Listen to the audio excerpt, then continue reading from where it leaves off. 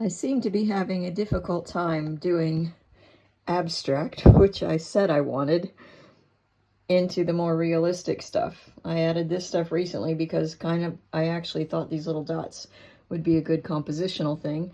And then, of course, I ended up exaggerating the color of the reflections here. However, this building in Rio Maggiore, with its white in Italy, in the Cinque Terre, this white trim on the kind of rusty, orangey, reddish building is iconic of Rio Maggiore. So I felt like I had to have this in there if I wanted to give the memory of this special place. So how do I keep this loose and this tight? Because that's, even though I'm trying to make it wishy-washy and loose like this, it's still, I've got to change the color here because I moved over this line a bit. Anyway, it's still very different from this behind it. Although I absolutely love that. I don't want to get rid of it. Here you can see that long time ago I ended up implying a couple of roofs because I sort of thought if I could just give you the idea it's architecture, this maybe could be developed a little bit and still keep the wishy-washy. This I absolutely adore and want to keep it wishy-washy, but this is what made me start doing this video, is that back in here there's a little stone arch that takes you up to the train station, up to the higher parts of town. And I kind of want to put that in. And then I think, Kelly, what are you doing? Make up your mind. You know, when I was 15 or 16 and my dad was giving me driver's license, teaching me how to drive kind of thing, other than what the school was doing, as a fighter pilot, the advice that he gave me was, you know, when you're going through the light and you see the green turn to yellow and inevitably red, you have to make a decision in that transitory time that is, if you're going to stop, stop. If you're going to go, run it. Take your chances it doesn't turn red, or even if it turns red and you want to run it, you run it. He didn't say quite that specifically. He didn't want us to break the law or anything. But, you know, anyway, his point was, he said, make a decision, any decision, and stick to it. Because if people around the intersection, the other drivers coming from the other directions especially, see that you're slowing down to stop, and then halfway through you decide, no, I think I want to run it instead, somebody's going to get hurt. And if you do the opposite, where you think, I'm going to go ahead and run it, and then all of a sudden you decide, oh no, I don't think I can make it, and you slam on the brakes and stop, then all the people behind you are going to ram into you, and nobody's going to come out happy with that. So this is what he was saying. Now, I'm sure as a fighter pilot, they don't necessarily think in that way, although working with a team, they probably have the training. But I won't get into that because, frankly, I'm not a military person and I don't know. But I do like listening to spy novels while I paint. And I learn a lot from those kind of things. But anyway, I have a big case of indecision.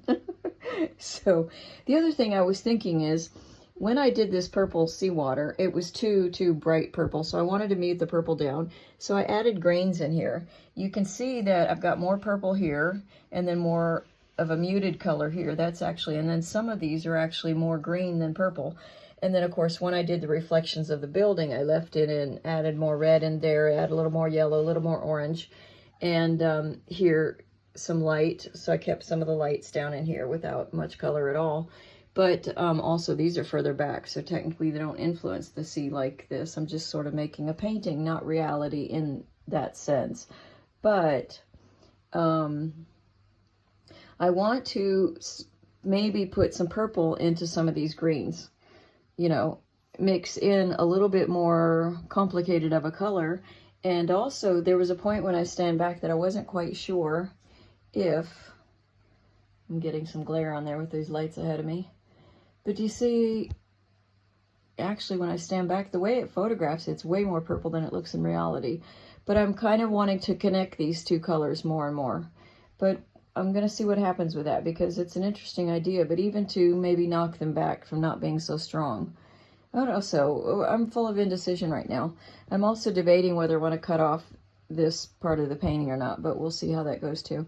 Anyway, thanks for watching. Leave your comments and suggestions and critiques if you like. I'm okay with that too. Anyway, it is the artist's life, you know, self-critique, and plenty of other people will tell you what you should do. Anyway, thank you for watching. I appreciate your interest.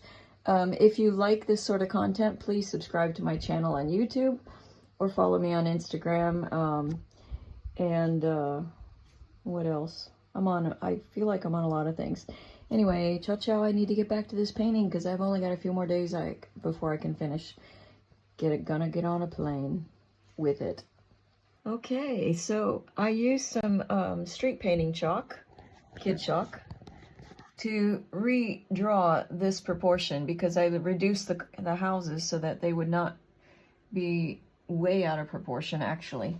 So now the thing is, I used a lot of white in here because I needed the opaqueness that white gives, and later I'll come in and layer this so that the sky blends a little bit more with itself. I also put in a lot more white with the pink here, but later I'm going to add the trees in and get them closer to the building and stuff like that. And then also when this is thoroughly dry, I'll start putting in a little bit more stuff into there. But again, I want to keep it loose, but right now I'm happy with this looseness. I'm not sure if I'll put in windows as I did here, but I want to keep it very, very loose. This is a little balcony and all that kind of stuff, but you know, the label shouldn't be so important. My main thing is, as I said before, I've developed this, I've got that developed, I've got this developed pretty fairly well, and this is all sort of at the same level. Certainly these are at the same level of this, but I want to start moving into the abstract more and more and more. Love that little bit splash of pink. And this, I love this gray because it looks sort of bluish and purplish. I think that's kind of fun. But anyway, that's just telling you what I've been doing because you know what's funny? Your brain gets used to errors and it starts seeing that it normalizes things. So, you know, like anything, if you're exposed long enough to it, you know, what's the syndrome they call from when you're kidnapped? That you start liking your captors, you know, I mean, basically if you're exposed to a point of view. So what happens is your eye will start kind of seeing that, but I kept looking at it and going, it's out of proportion, it's out of proportion, and what I don't want is a feeling that after I've decided I finished with this whole painting, that I'm going to look at it and go, you know, I'm really embarrassed because I didn't fix that and I knew it was wrong.